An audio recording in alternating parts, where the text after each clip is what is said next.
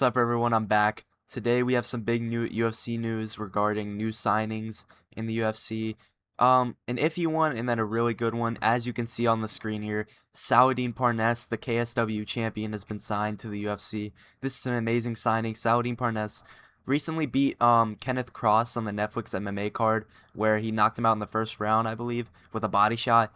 He's really good French fighter, and he's going to be fighting Dan Hooker in the main event of UFC Paris on September 5th. This is a really good main event, and I really like it. It was really iffy on who was gonna main event this card, because Imavov is just refusing to fight until he fights Strickland, and Ciryl just fought on the White House card. So it's very mellow with French UFC fighters right now. Benoit just lost, where he didn't take much damage, but I doubt he wants to come back that quick, because the likely opponents he would go against is probably like a Fiziev or someone decent. I do think it would be cooler if we had like a Benoit versus Parnasse, because it's a dangerous fight for him, but Benoit didn't really take much damage, and it's two French UFC fighters fighting. So very good fight in my opinion. I would probably take Salahdine Parnasse by like a late round 4 TKO, round 5, where I think Salahdine Parnasse is a very good finisher. It's just he hasn't fought like the greatest competition yet, where Dan Hooker, he is good competition, but he's not the best competition in the UFC, where if you give him something back, he normally folds and loses. Like against Benoit, he was working Benoit with the body kick, and then he just, as soon as Benoit started putting the pace on him, he just folded. Same thing with Sarukian. He was doing very well against Sarukian, and then Sarukian just slowly took over. Gamrot fight's a little bit of a weird one, because Gamrot's a little bit chinny, so he sort of won that based off of him rocking him. And overall, I do think this is a really good fight. There probably could have been better, contenders they could have made, but this is a very good opening fight for Salahdine Parnasse, where I think it's very approachable and winnable for him, and just him being like a quick finisher.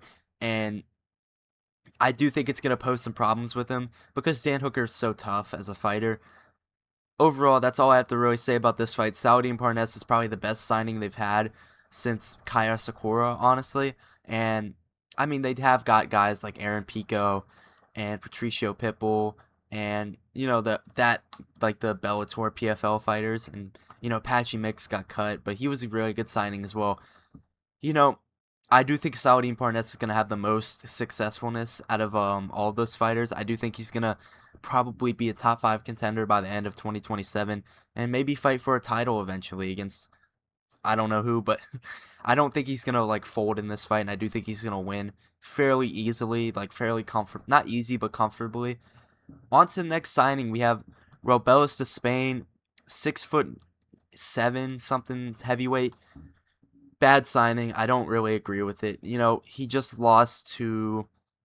He's on a win. He won against Junior Dos Santos on the Netflix MMA card, but he just lost to Austin Lane and Waldo Cortez 2 years ago. So I don't understand it. He also showed the same bad things in his game, where his legs are very approachable, where Junior Dos Santos was kicking his legs out from under him. He can't take a leg kick. He got clipped by Junior Dos Santos a couple of times. And don't get me wrong, Junior Dos Santos isn't like a bad fighter, but he is 40 like something years old, where if you're that young and that powerful, I just cannot give it to you like knocking him out like that, especially how bad you looked. So I feel like, honestly, like I think a Thomas Peterson or Walter Walker would destroy this guy in like a round, because he can't grapple either. He's not great. And I don't really know who they're going to give them, but people are talking about how like he's going to fight Hockett. Hockett would murder this dude in probably a minute, dude. He can't grapple, he can't defend takedowns, he can't defend leg kicks. All he has going for him is punching power, which he couldn't put on Austin Lane. He couldn't get that on Waldo Cortez. So what makes you think he'd do that against like a Walter Walker, a Kennedy and Shekcheku, whatever his name is? They're going to have to feed this guy like a terrible regional fighter and then build him up, because they were trying to push him a little quicker. Fair fair enough. Waldo Cortez at the time wasn't like the best fighter of all time. Like he wasn't like number 5 in the rankings, but he was still like a fairly decent prospect.